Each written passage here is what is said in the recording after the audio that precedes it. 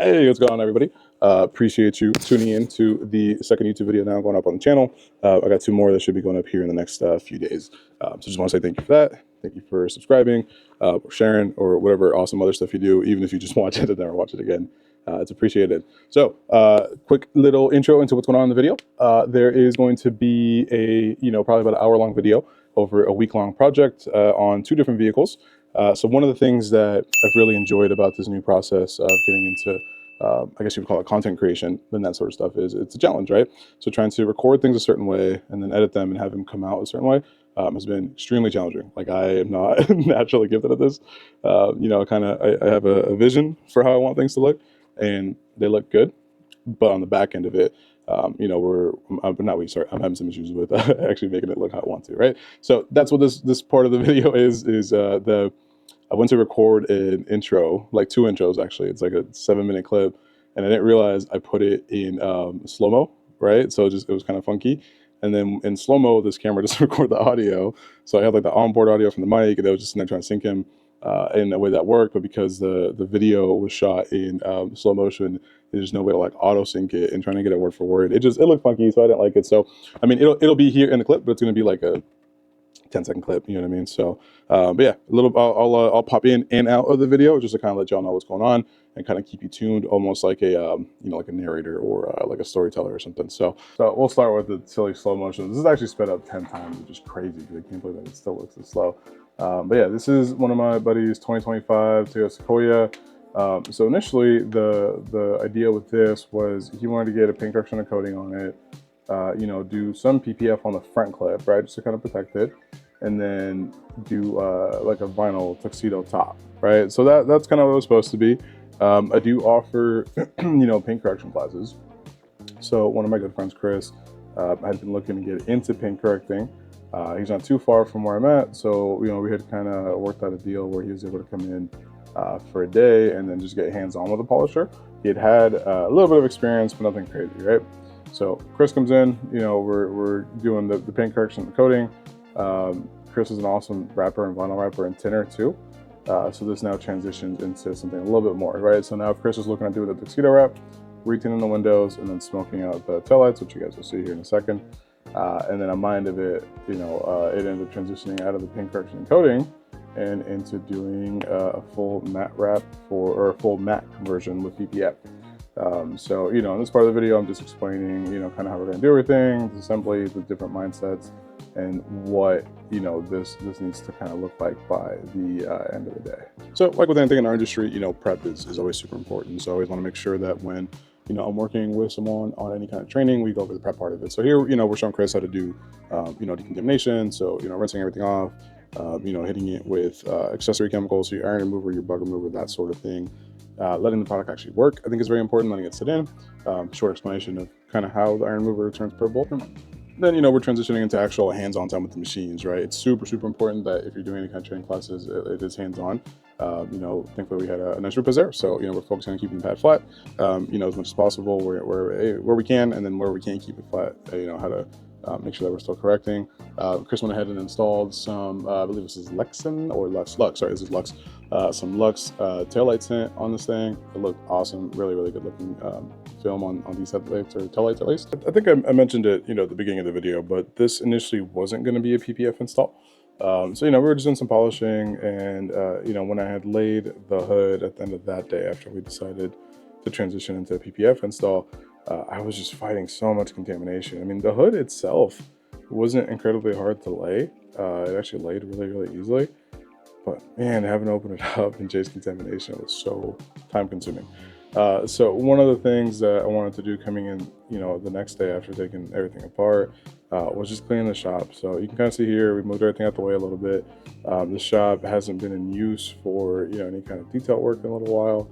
It's actually been, used for dog training and vinyl wrapping, right? So that being said, obviously the shop itself wasn't super clean, so I didn't want to find any more contamination. I wanted to make it as easy as possible to lay the film, especially on a white vehicle. You can just kind of see everything. So, I pressure washed everything with just the black nozzle that just kind of shoots out the water. It turns it into like a hose, right? After doing that, squeegeed everything out. washed it again, squeeged everything again, rinsed it one more time still. And then once the floor dried a little bit, hit it with a big lint roller, right? So lint rollers are a great way to, quickly clean up the area that you're working in. Once that was all set in, then we transition into some more of the prep stuff. So you'll see me, here doing a little bit of tucking, wrapping up some of the edges and stuff, putting things back together so we can transition into, doing the front and rear bumper. So we'll transition to that part of it.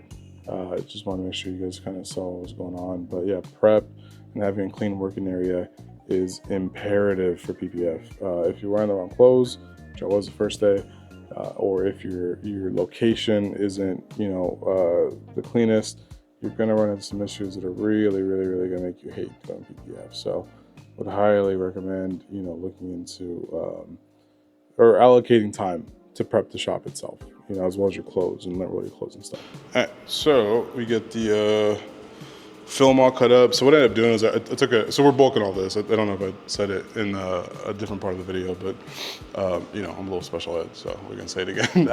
So we did end up bulking. We are gonna bulk this front bumper, bulking the whole install. The bumper at height is 26 or 28 inches front and rear. One's 26, one's 28. It's about 128 inches, or 120 inches for the rear, 118 for the front. So rather than going out and buying, a 30 or 36 inch roll, which a lot of companies don't even have for matte film, you know what I mean? It made more sense to me to just basically take the roll and split it in half. So I measured out 126 inches or a little bit extra so I could do my stretch properly. And then I just split the roll right down the middle. So I have a 30 by 128 and a 30 by 128, which will make this a little bit easier to lay. And then we're not wasting material. That's a big, big thing that if you're bulking installs, you don't want to waste a lot of material. So that's one way you can do it.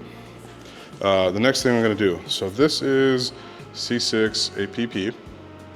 From a company named C6 Ceramics or Ivan LaCroix. If you're in the detail industry, you should know that name. And if you don't, where have you been? Because the dude's been around for a long time.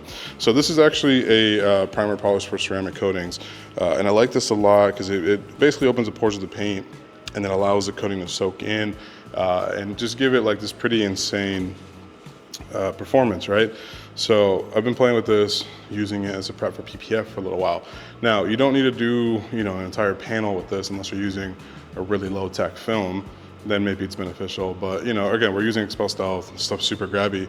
However, I'm thinking I just want to put it in a couple of specific areas here on the front bumper, and we'll get over there and show you guys. So there's a couple areas I do want to get this in. We're going to try to get this as far as we can, right? All in here. Anywhere that you're going to make a big anchor. So here probably, not on there obviously because it's PPF, but maybe at the bottom. Maybe in this valley right here, just so it lays down nicely. And then same on this side, right? So we want to make sure that, we're using it a little bit more sparingly with a higher tech film. You don't need this for, like a high tech film like Legend or Expel or whatever. But yeah, it's pretty straightforward. You just put a little dab, nothing crazy, right? And then there's two different ways you can work it in. So you could either, well, three technically. I don't feel like setting up my polisher, so I'm not doing that part of it.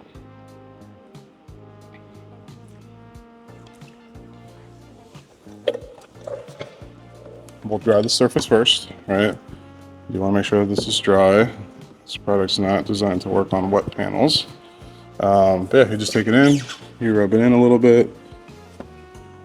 This product, the way they apply it, within the DIY detail in the C6 community is really interesting. So they'll grab like a palm sander, something with a small orbit, and they'll go over, bigger panels with it. Now I do have my Millet here. My Millet, force rotation, actually is a small throw, 8 mil, which is the largest throw you want to use this with. You don't want to put this like on a, like a 15 or a 21 throw machine, or a 25 if you're using a DIY detail one. But you could put this on the Millet. I just don't feel like plugging it in and getting a pad and all that stuff. So, again, we're just doing it in these areas where I really want the film to grab a little bit more. You know, I don't need to do it like on these high ridge areas. You know, film tends to grab here anyways, you know, slip or gel or whatever it is doesn't stick to these high points all that much anyways. So that'll all come off, or the slip will come off and it'll grab really nicely. So yeah, we're just gonna keep going around little areas of the bumper and then we'll start laying some.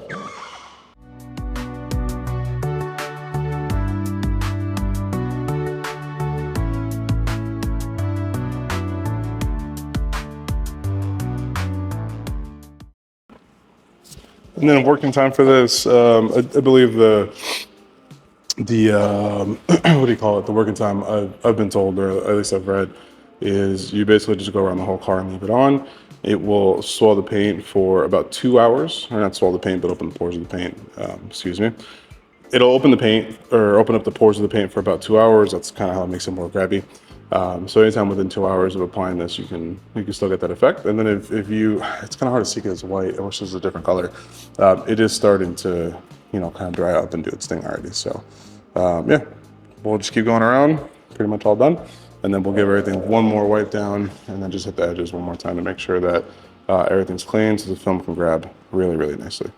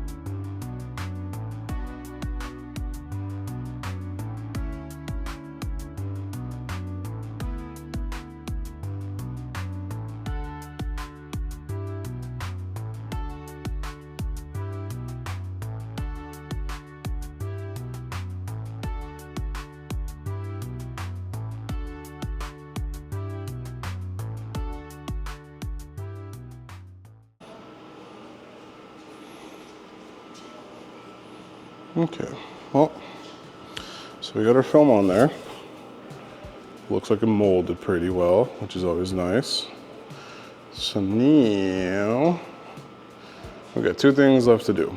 We need to cut out some of the extra film so that's not in the way. So cutting out, you know, some of this stuff here and cutting out some of this stuff here.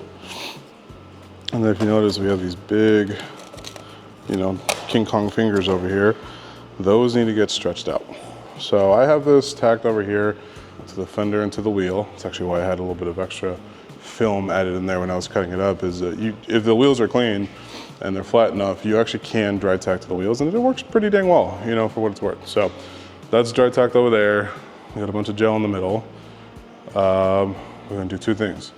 We're gonna make a relief cut real quick, and then we're gonna do a nice little deadlift stretch to make all this mold super nicely. And then should be ready to lay some film. And when I say lay film, I mean like squeegee it. Yeah, so I don't want to cut out everything just yet. Just on the off chance there's, you know, some kind of oopsies or something like that, and I gotta do something with this. So I'm gonna just leave a couple inches there on the bottom.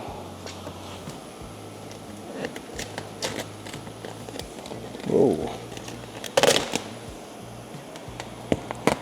It's time to snap my blade. So I was kind of hoping one of these pieces would be long enough for this, but it doesn't look like it. Well, I'll do some door handles with it or something.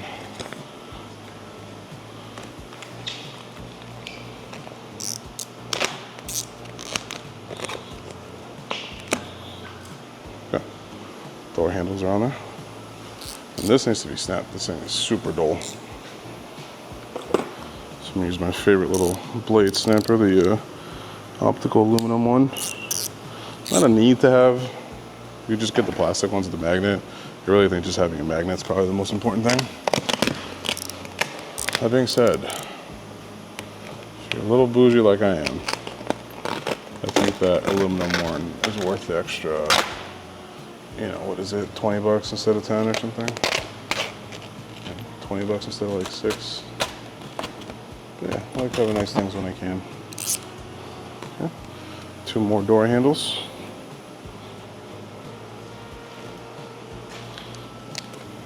Put that on the glass right here. Oh. All right, we got that cut out, nice and loose. You can do some stretching. I like being prepared before I do anything else, so I'm gonna go ahead and swap out my blade. And then I am, just because I really want this to mold nicely, I'm gonna go ahead and pour some hot water on top. So I have hot water in my tank already. I'm gonna use an electric kettle to pour a little bit of hot water on top of the film, just to make it a little bit more pliable. It's a little cold in the shop I'm in right now. I think it's like 60 or maybe even colder than that. And film, I don't know if this is true of vinyl, but I'm guessing it's true of all films. Film gets really stiff when it's cold, just like we do. Because I can't find my blades. Where the heck are my blades? Just one teaspoon blade. Oh, okay, there we go.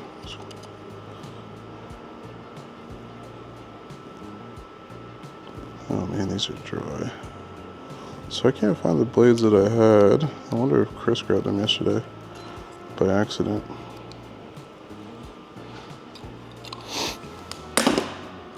What knife is everybody using these days? So I really liked the steady cut one that we grabbed for optical. It's been around for a little while. It wasn't like we invented or anything, but I like that one a lot. TJ up in Washington, one of my buddies, he actually showed me this knife. So it's a antique cutter. I really like the red dots, but I have chunky hands, and I'm not gonna lie, it's a little bit thin. So here, I'll show you guys here. So, well, it's an alpha, but same concept.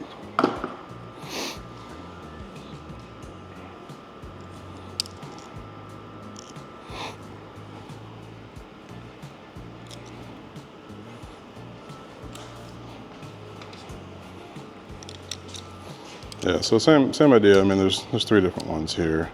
So these red dots are super nice, but when I'm cutting, it's just a little wobbly and I have to pinch really hard to be able to get it to sit down. Same with like Olfa's knife, right? You know, if I'm trying to, this one I like because I don't have to pinch it as hard.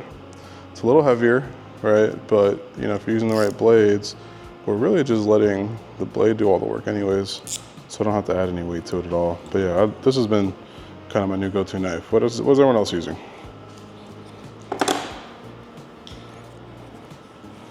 Okay, so knife in the pocket, knife in the holster, squeegee in the mouth. If you know, you know.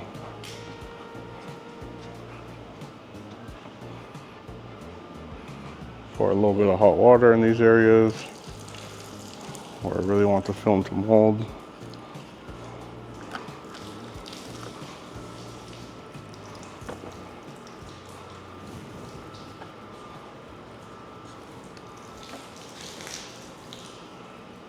Cool.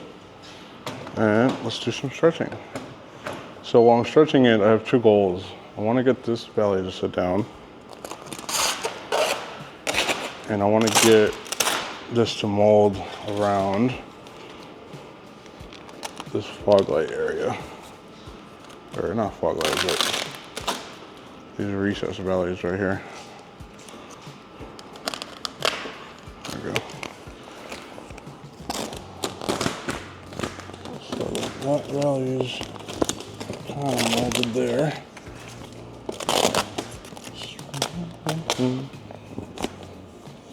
And we're just, you know, stretching in a couple different directions until it's giving me what I'm looking for.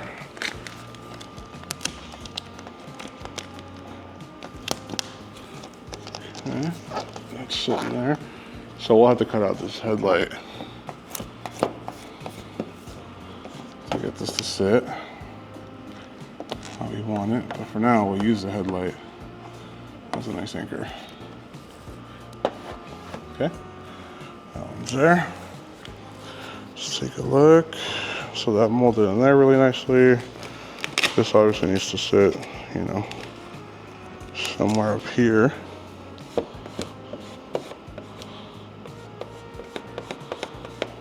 Okay.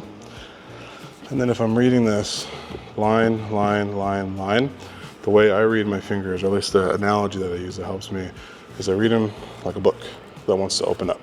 So these fingers either want to move up or they want to move down. We can move up, right? Because we have space there. However, all these lines down here are telling me this film isn't happy where it's sitting. It actually needs to move down. So that looks a little smoother. I can come up here and adjust this one now.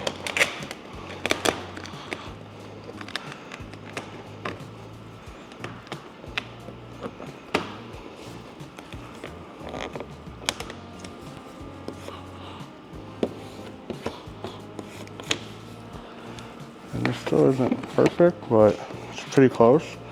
Once we cut out this headlight, that should just fall in. We got a little bit of a mess to deal with down here. So we'll pop this up and do our secondary stretch.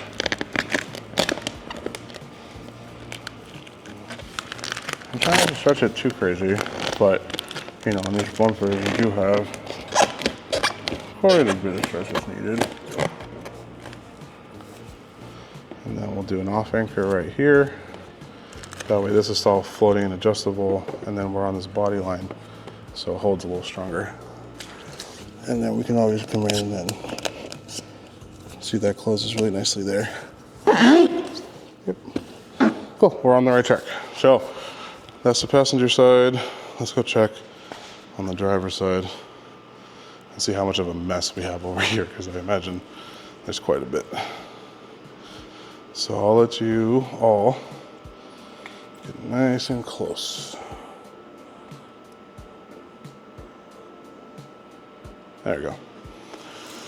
Okay, so same thing we were talking about on the other side.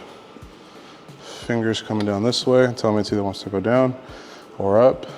This is one giant Donkey Kong finger. Again, the book wants to open, it wants to go that way or this way. We already did our stretch to the passenger side though, so we know we don't want to go that way, we want to come towards this tire. So I'm gonna grab some more of my gel and my slip. We're gonna float all this.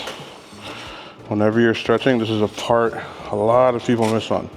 The film has to be floating, right? If your film isn't floating, you're only, like if all of it isn't floating, sorry, I should say, you're only gonna be stretching from the areas that are floating. And within PPF, the two things you wanna keep track of to have really easy installs is control and consistency. If we stretch the same way every time and we prep cars the same way every time, we're eliminating so many of the variables that cause issues. Right, if you use the same film every time. Get a little film. We'll keep a little tension as we're stretching. All right. And I'm gonna come across and just get so much of this smoothed out, or glassed out, as my vinyl guys like to say, so that this grabs. Okay, so that big stretch took out this big King Kong finger. Now we just have the same fingers that we had on that side. And then I'm not just pulling straight up, which I can, but I'll have this body line here. So if I pull up a little bit and then over. If you notice, it almost starts to fall in there. All right, you'll hear E-Man and Mike Norm and a lot of other people talk about, you know, following the body line. That's what they mean. Let me get some tack in there.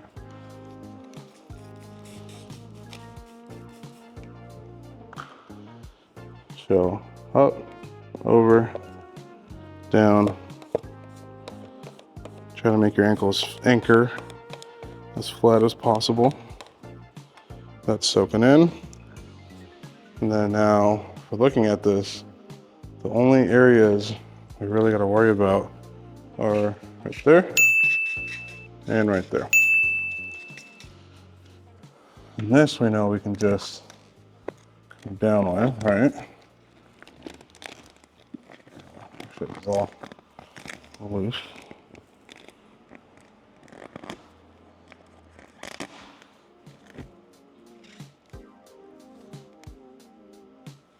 So we'll tack in there. And then if I wanted to, I could tack on this body line right here too, just to keep it from moving. Bring all this in. Oh, this is already tacking on me. So I got this in. You know, it's kind of your check. If you did a good stretch, you can pull the air out and the film stays nicely, then you're in a good place. And then the last thing we got is all this right here, which all that's happening here, I think this is a pretty easy piece to figure out. So I want you to imagine, actually you don't have to imagine, I can show you. I didn't even realize that. Look how far out the tire is sticking. So the film's trying to lay in here, but this big old tire is sticking way out here, so it's keeping it from, you know, settling in there. So yeah, so that's all that's happening there. All right, I see a little finger right there I want to handle. Small pull up will take care of that, nice and easy. All right, good there. This obviously won't lay because it needs a relief cut. That's it. Cool. Well, let's jump on the other side. We have a couple ideas of what I want to do, areas I want to start with, and pieces I want to cut out first, so we can get a clean, nice install. The other thing I'm really liking is I'm not seeing a lot of contamination. It's good. Lord, was that a fight the last couple of days. So I got my squeegee, get my knife, with a little tool cart over here, so it's nice and convenient. Okay, cool. All right, so we got all the tools here that we need.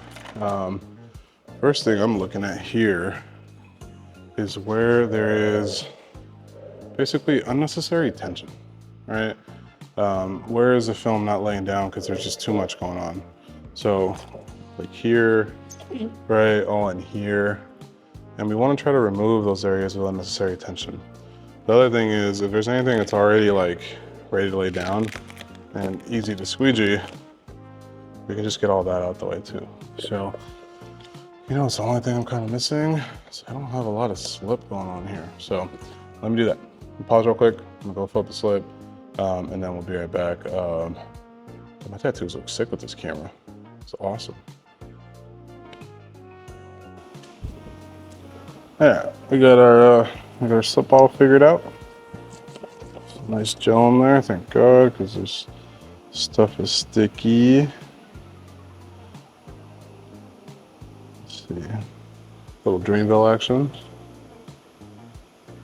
Cool. All right, so that's playing there. Y'all gonna hear me talking work. Get some slip in there.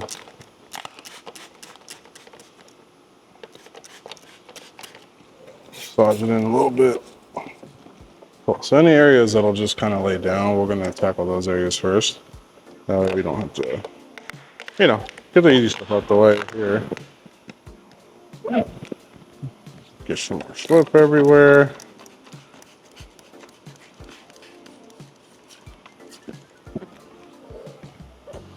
Make a little adjustment there. So again, up and then over. So up and then over.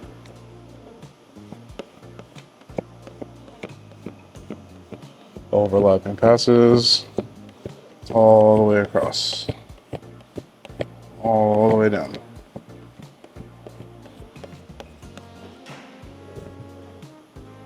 All right, so now we got that little area tacked down. This right here I want to work on.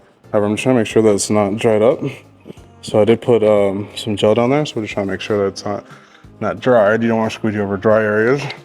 I see some fingers, so what I want to do here, very little tack, create the stretch that we need. Hold for a couple seconds here.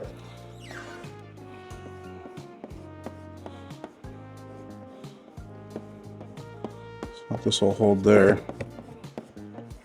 We'll do everything a couple times, make sure we don't leave anything behind. The less bubbles or water left behind, the better. It'll happen sometimes, but you know, if you can avoid it, avoid it. Cool. So this section's done. I'm gonna move my little cart down. Now we're looking at the next section. So there's a lot going on here. All right, this won't seal because of that. Even though we could technically make it seal, right? So this one won't seal, a lot of tension. This one won't seal, a lot of tension. So this is where bulking gets a little scary.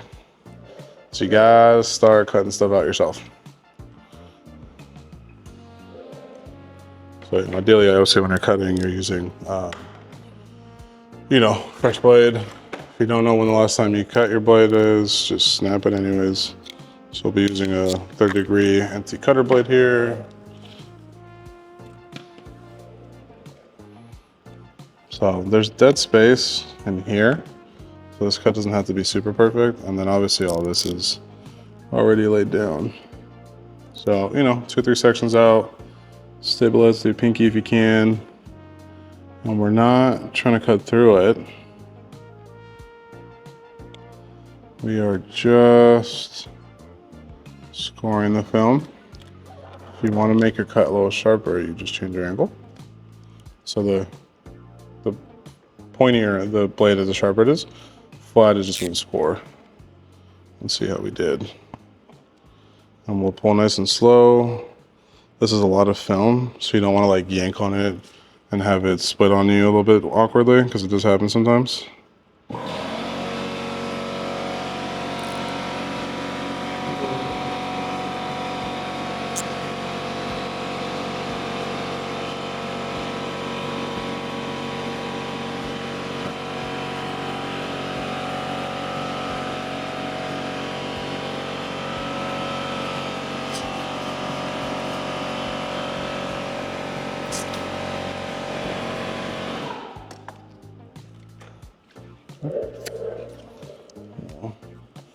Feed, feed, feed, feed, feed, feed, feed, feed.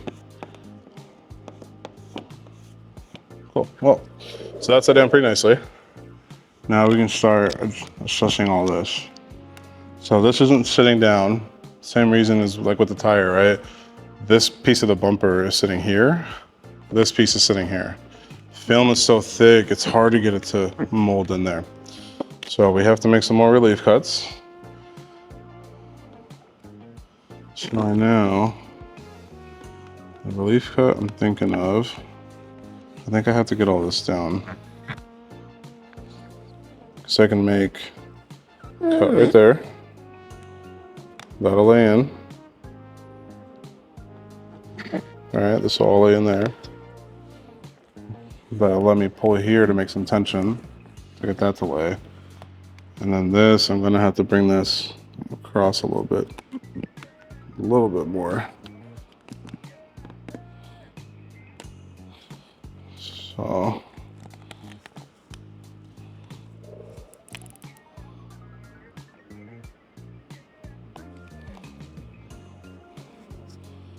And then we're just gonna round this cut off a little bit.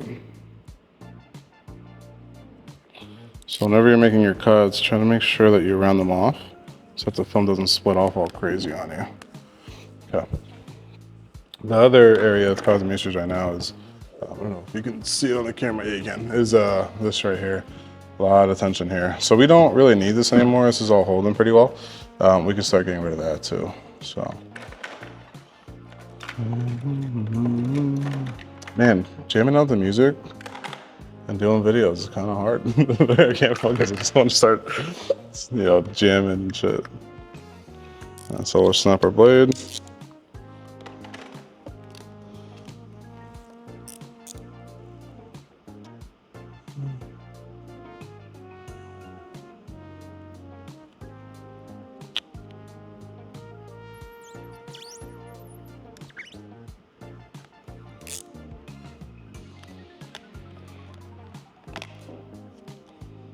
Okay, remember, nice and gentle so we don't have anything accidentally happen.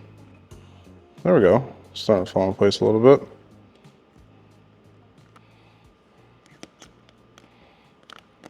So now we have this loose film here to be able to kind of gauge how this is all going to sit. Okay.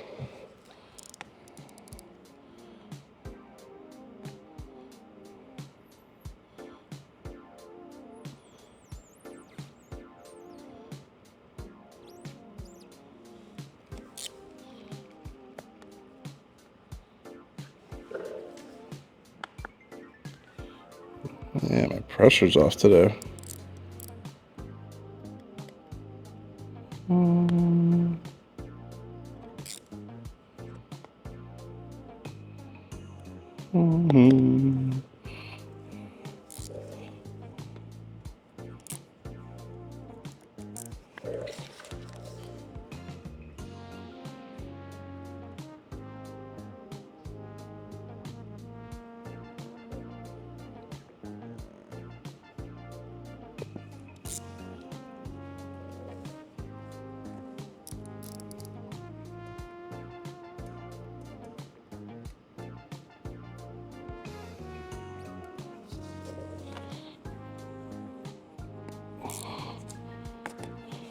There we go.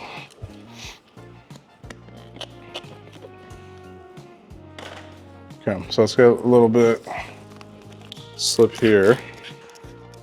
And we'll start figuring out what we're gonna do next. I'm thinking it's time to cut out all of this right here and get rid of that tension. What y'all think? So I need this to lay down. So I gotta get rid of some of this tension here.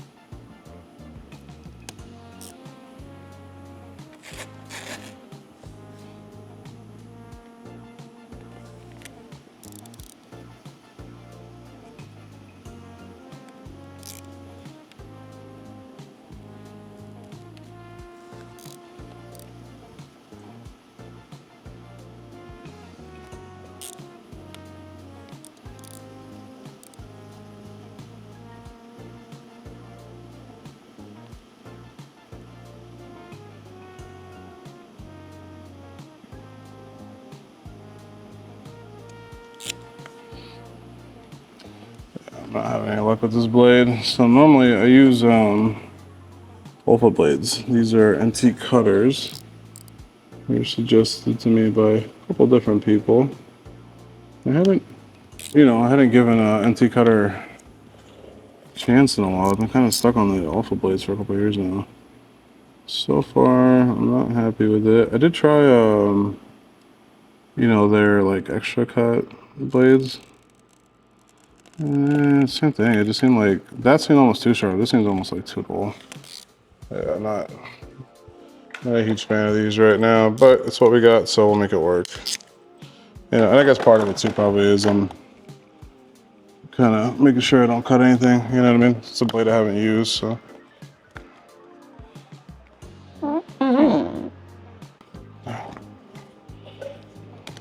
Okay. So I'll lock in all that first, since that's gonna be a little short if I don't have it in that exact place.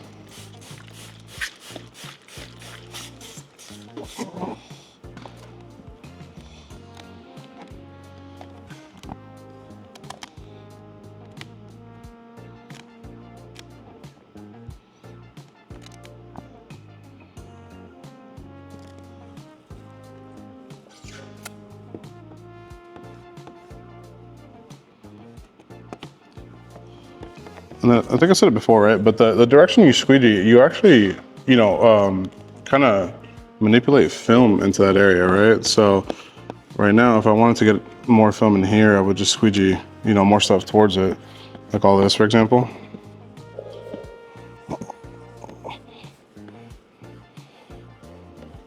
So like there's a little bit more film in here now than there was before.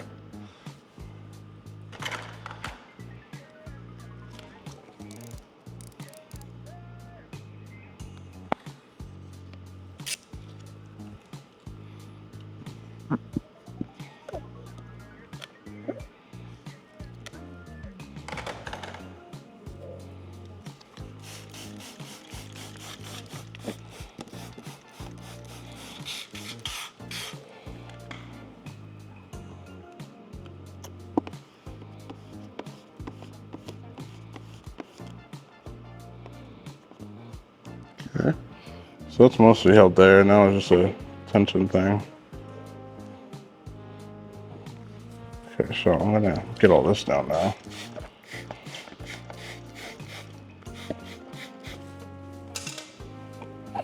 Okay, I can always up.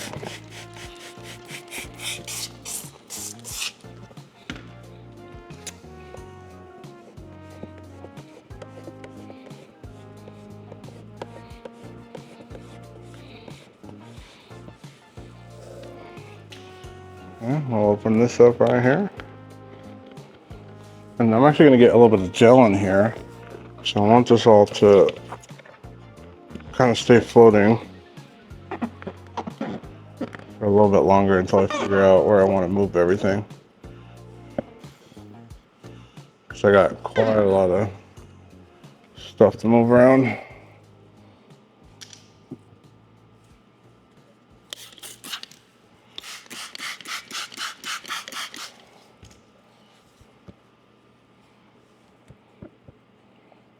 A little dust on top. Don't like that.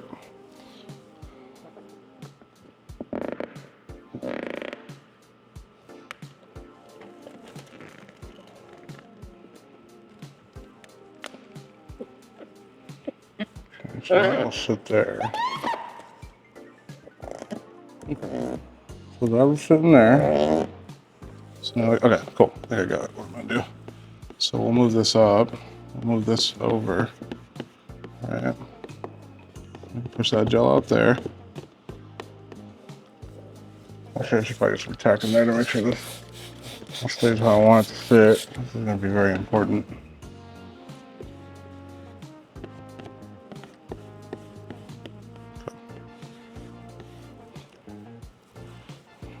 All right.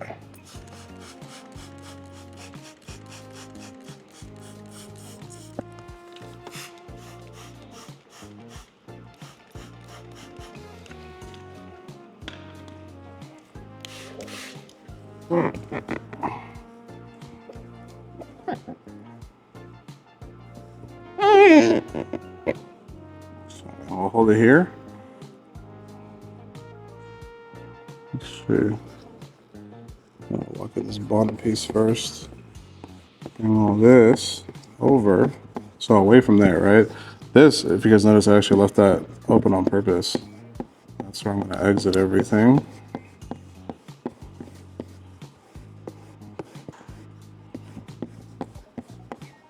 Cool, so that's locked in. There's a little bit of gel in here I'm trying to get out. All right, cool, so that's there. Now we can start working on this monstrosity over here.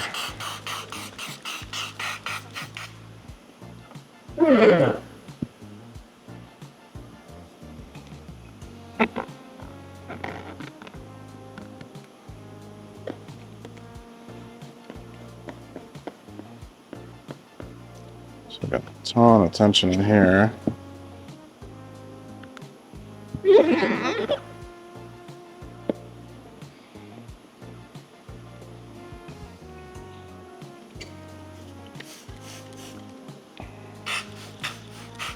I played myself a little bit. I got a lot of water and gel in there and nowhere for it to go.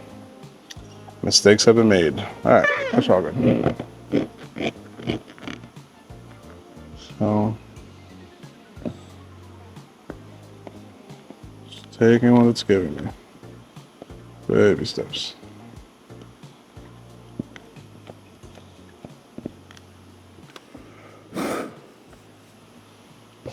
That's gonna be a mess to try to figure out.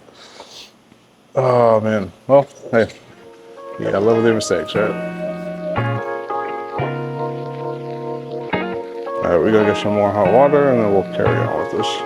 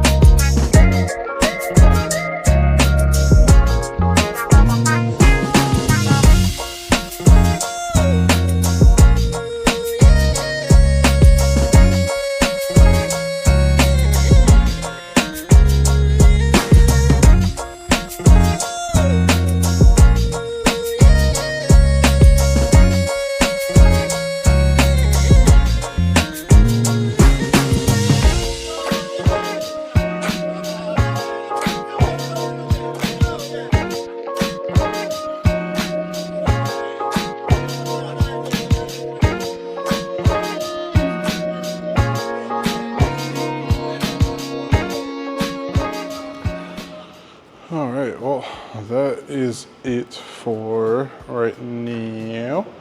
Not too bad of a day. Got both the bumpers done, so I'll take that.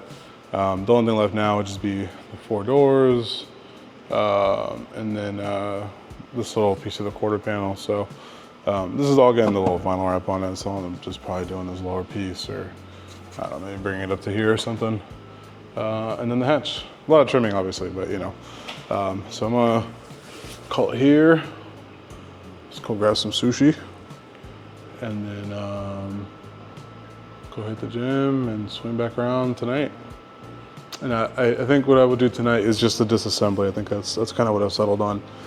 Is if I can get the window trim and the door handles off tonight, I could just come in tomorrow morning, grab a big sheet, lay this whole side, grab a big sheet, lay that whole side, and then just make it super, super, super easy. And then tomorrow I got a paint correction coming in at 2:30. So I'll have to finish this, then do that, get that one coated. And then Sunday I gotta have this puppy wrapped up. And then Monday, well, you will see that in the next video actually. Because that is gonna be next week's video. Just realized that. This is kind of weird. Uploading videos and recording is kind of odd because like y'all are gonna see on Monday or Tuesday what happened like this week, and then the next Monday, Tuesday you'll see what happened next week. But I already know what it is, but you guys don't know. So this is kind of weird. Anyways, okay, bye. So hopefully the final day working on this thing. Gotta lay the doors, a little piece on the quarter panel, do a little bit of trimming, and then reassembly. The Audi that I'm doing this week also got dropped off, so that needs a 1-step and a coating. Not a 1-step, I guess just an enhancement. So, you know, enhancement we're using doing like a nice high quality 2-step on the hood, and maybe more trouble areas, and everything else is just gonna get a quick 1-step. But yeah, film's laying down good here. Just gotta bang out the doors in this quarter and we're good to go. So I'm gonna get the film cut up, get it on there. We'll do another hyperlapse. And then maybe some funny videos around the door handles or the door cups. But yeah, it's been a good day. We've been running around a lot. Then again, the gym yesterday.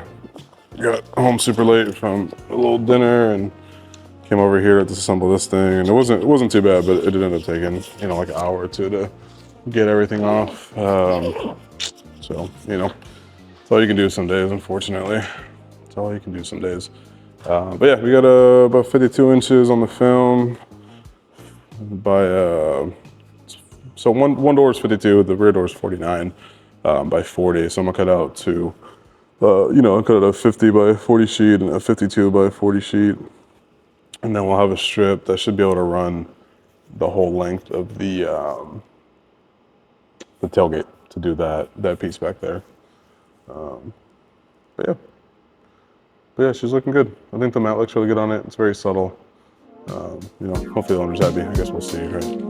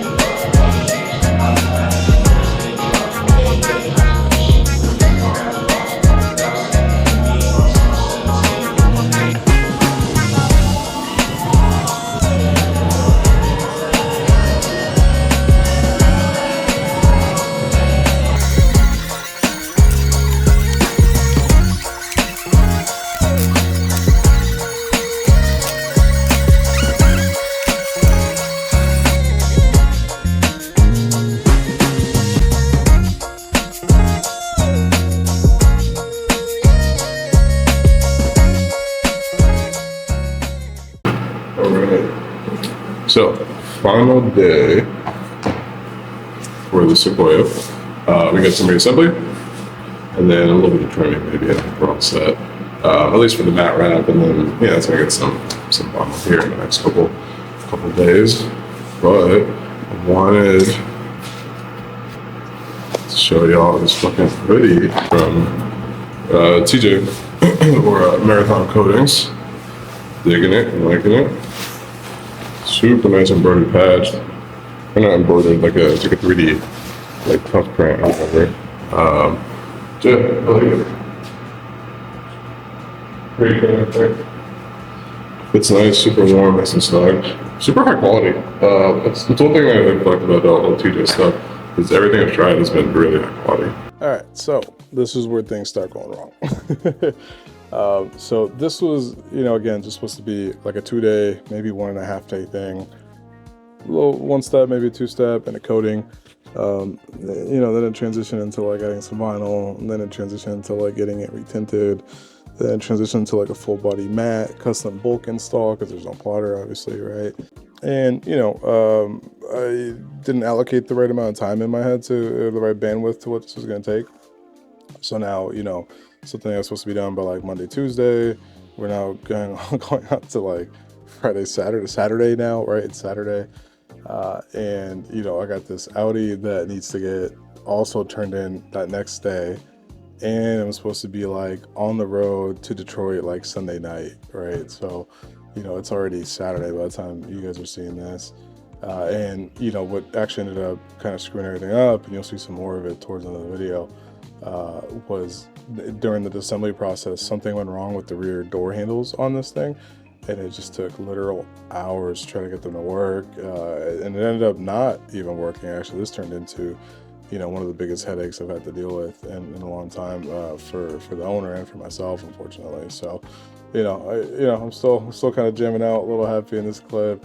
We'll get into a little funny clip right after this, and then you'll see, some more of the Audi, and then, at the end of the video, we'll get into what of a mess this was, and just how horrible everything went. So it sucks. So I goofed up and left before I laid this piece, I left a bunch of water in there, basically, like gel and other stuff. And I can get this to lay down, but it won't lay down all the way because there's a bunch of water and gel trapped in there. But I don't have access to like an air compressor to blow it off, right? So I've been trying to figure out how to get it out. I tried my little finger bang thing. I didn't do anything. But I just had an idea. I think I'm gonna just put, the bottom end of the solo spray in there, and then hopefully it picks everything up. So let's try it.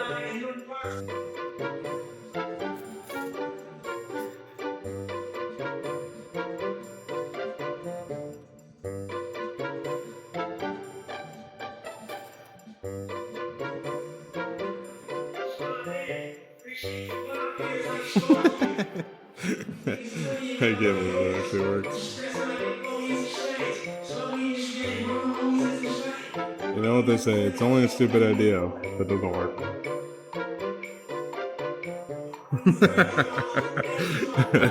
That's hilarious. Oh my goodness. So, there's too much tension in there. I should have laid it a different way. But I'm just stubborn, so I was like, whatever. Like, I'm already here. I've already done all this work to try to get those in one piece. I might as well go for it, you know what I mean?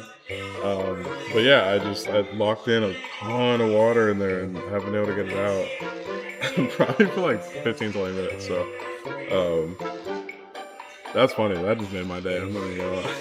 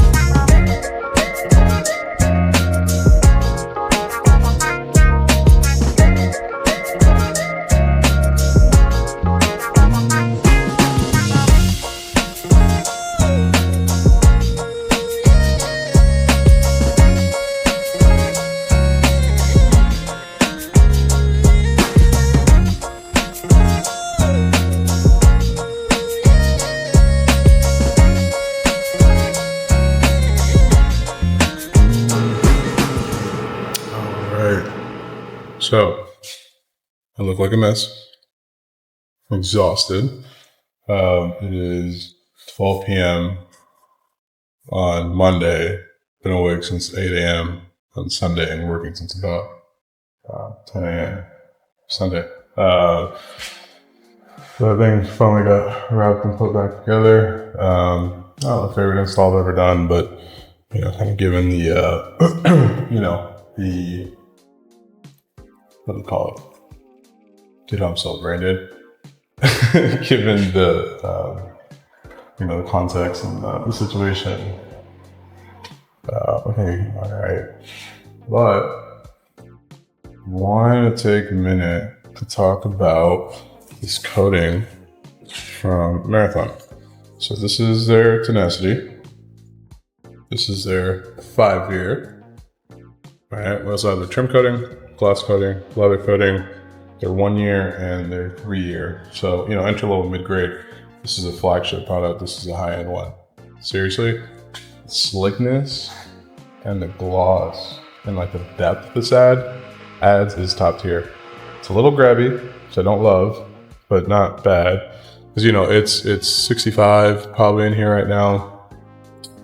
Very low humidity, and it's still not flashing quickly, but it's thickening up quickly.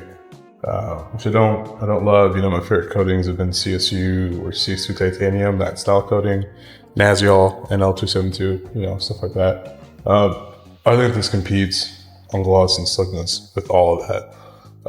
It's $120 for a 50 ml. I did get this sent to me. I didn't pay for it, so I guess is that sponsored technically? I don't know how to do this YouTube thing, so I'm figuring it out. But I've been very happy with the product. I am through this whole car. I got to do like a quarter panel or something. No, I got to do a quarter panel on 2 doors. I won't use the third of it, so probably 15 mils into it. And I apply my coatings extremely thick, as you saw in the beginning of the video, right? These coatings are awesome. I've been really happy with them. I've talked to TJ a lot over the past year and a half. Even early on to his development of it. I have played a little bit of a consulting role in the Marathon brand. Not so much coatings, mostly on the film side. But dude, this is a winner. I would actually really recommend it. Because of Richard Lynn, he had a video where so we apply coating the same way. We continuously level for 30 seconds or whatever, maybe a minute. He had done it one time for like 2 or 3 minutes, and he noticed that with his CS2 coating, if he kept leveling it or like cross hatching it, it would start to fill in some like scratches and swirls. So when he did that, I started doing that with CSU. I want to try C6APP as a prep, and then I think he calls it infinite leveling with maybe like this coating even, to see if it soaks in a little easier, because this gloss it's awesome. Seriously, I've been very, very impressed. It's great depth. A little bit slower of an install than I'd like, and this is me adjusting to it too. Again, I've been using the same couple brands of coatings for the past 7-8 years now. So I'm very used to that style coating. But this is solid. I don't normally like graphene coatings, but this is a winner. TJ, this is dope. I'm gonna do a little video on the glass coating too. But seriously, awesome shit, bro. Well, that is the last smile. We'll see for the rest of the video. So anyways, we'll transition to doing the Audi. Everything's looking super kosher. I'm using my favorite iron remover and wheel cleaner, W1 from, Purist, right? Everything went awesome with the Audi. The product itself worked really, really good. The coatings worked really, really good and everything on it. 2 steps. So wool pad, Lake Country, low lint wool pad with the last cut. Speed 6 on the Mille, speed 5 maybe. Cut it out, awesome, no big deal. Finished it out with a black SDO from Lake Country with the final polish. Super easy paint correction, Peanuts panel prep, and the C6 APP, mixture of both on the actual paint. So that all went really, really well. So that was super cool. And, just overall, it was a really, really easy job. I was happy with it. So, at this point, I had been awake for something crazy, bro, like 20 or 30 hours or something, right? And I had kind of been playing it off, like everything's been fine. I was like, whatever, I just need to get through this. you know, I'll sleep tomorrow and then I don't gotta worry about all this anymore. I just want to get this car done, right? Like that whole stubborn mindset, right? And, you know, as all this is kind of happening, I'm realizing that, you know, I've been awake since like 30 hours now, right? So I'm getting to the coding. It's taking me forever to finish it. It's super frustrating. Great coding. Like I love the coding, and I'll talk about it here in about a minute. You know, no issues on that end of it. But for whatever freaking reason, you know, when I went to go put back the Sequoia, and I still haven't figured out why, for whatever reason, the back door handles just would not go on right. So they would go in, the latch would work, everything was put back together how it's supposed to, you know, put back in the way it came out. But you'd pull a door handle and part of it wouldn't, like it wouldn't like automatically seat itself back in. You'd have to kind of like push it back down. So after, you know, screwing with it for a few hours, I finally at the point where I was like, dude, I've been awake like 30 something hours straight. I've only had like one meal in this entire time. This is just getting stupid and unhealthy. I'm getting extremely frustrated, right? So I'm at the point where I feel like I'm probably doing more harm than good, even trying to continue working on this. And the film's all laid. Yeah, most of it, excuse me, by that point has been, you know, trimmed and wrapped, a couple of touch-ups. So whatever, I'm gonna just do the touch-ups. I'll talk with the owner. You know, this is something that, you know, was more of a favor on both ends of it. So he's allowed me to use that space for other work. You know, we had worked out just a super simple price, a couple $100 for, you know, everything that was going on with it. Basically enough, like a day's pay, Tuesday's pay, something like that, right? As we transition into the PPF, kept the pricing the same, wasn't making it complicated. Again, I love the dude, the owner of it's a very, very good friend of mine. It's like, whatever, you know what I mean? We don't have to charge anything crazy. You know, fast forward to the next morning, comes in like 8, 9 a.m. I'm still up, like putting this thing back together and not putting it together, but like finishing it up, right? Like, you know, wrapping edges and screwing stuff in and all that kind of fun stuff. And, you know, if I let him know what was going on with the door handles and I couldn't mess with it, or I couldn't figure it out, he starts messing with it, can't figure it out.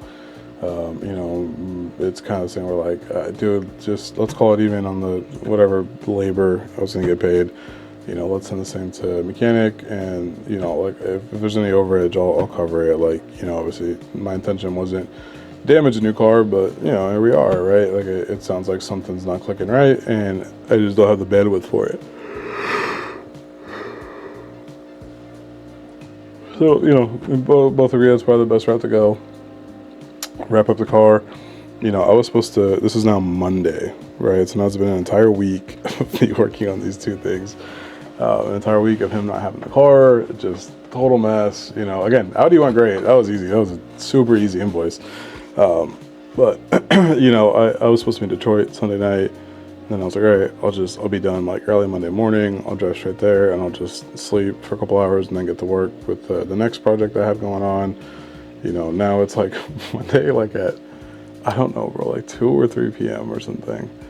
And we're still messing with this dang Sequoia. It's just, dude, such a dumpster fire of an invoice or a job or whatever. And, you know, it's like 6 p.m. I'm like driving home, literally falling asleep, like swerving off the road. It's like, bro, I can't go to Detroit. This threw off my whole timeline over there. And, you know, the worst part of it is you know, I got a phone call from the owner a few days later. You know, just friendly phone call. The guy's been incredibly patient, incredibly nice about it. But, you know, the repair bill for this thing was over $4,000. Dude, I don't know how or where. It was ridiculous. I didn't know door handles on the Toyota could cost that much, but you know, obviously, like, you gotta get taken care of, right? So, you know, something I was gonna maybe make a couple $100 for, you know, I'm not in the hole like a couple thousand for. Ridiculous, dude. It just sucks for everybody. I feel like I violated this man's car and like didn't get it back to how it was supposed to be. You know what I mean? The shop was so dirty that the install wasn't like great, you know, like it just overall was kind of a shit show. So, you know, it's why I kind of get why some people are so against disassembling things, you know, because like, granted, if this had been, you know, a standard invoice at a normal shop, or let's say it was my own business, right? You know, full mat install on one of these, especially bulked, you know, you're probably looking somewhere north of 8, 9, 10,000. And, you know, ended up being a little bit over a roll of film, just about a roll of film. Well, sorry, just a little bit over a roll of matte film. You know, whatever. Maybe you're in it, $2,000 in material. Well, fuck. I mean, at least at that point, I had profit. I would have had profit to pull from to pay for it. So, like, you know, you call it a loss or you call it breaking even in today. But when you're just doing, you know, I guess sub work is what you would call it. Like, that sucks for everybody, dude. Because, like, it's a bad impression. You don't ever want to mess anything up, then you do, right? And, you know, it's kind of like violating this person's car. So, you know, unfortunately, what I thought was going to be a super awesome week, and I was going to have all these cool videos and photos of all this work that got done to Sequoia, you know, just didn't happen. Unfortunately, like, it ended up being just kind of a sad day, you know, so... This is the end of the video. The cool thing is the next 2 videos will be much more happy, much more uplifting. But you know, I don't believe in just sharing the good stuff. I believe in sharing the bad stuff and learning from mistakes, my own, other people's mistakes, right? So in this scenario, I think the lesson is, you know, to make sure you're respecting your own time and bandwidth, not saying yes to everything when maybe the time limit isn't there. And then, you know, the usual, under promising, over delivering. You know, I feel like I thought I could do more than what actually was possible. And at the end of the day, all I really ended up doing was kind of damaging, you know, a vehicle that, you know, is owned by someone I care about. So, you know, it's unfortunate. It's part of the game. You know, have your insurance, all that kind of stuff straightened out. And, you know, live to fight another day. So that's where I'm at. You know, thankfully I got some sleep since this video is recorded. But yeah, 35-hour fast, basically. Stupid. Don't do it. Take care of your health, you know. And that's it. Okay, bye.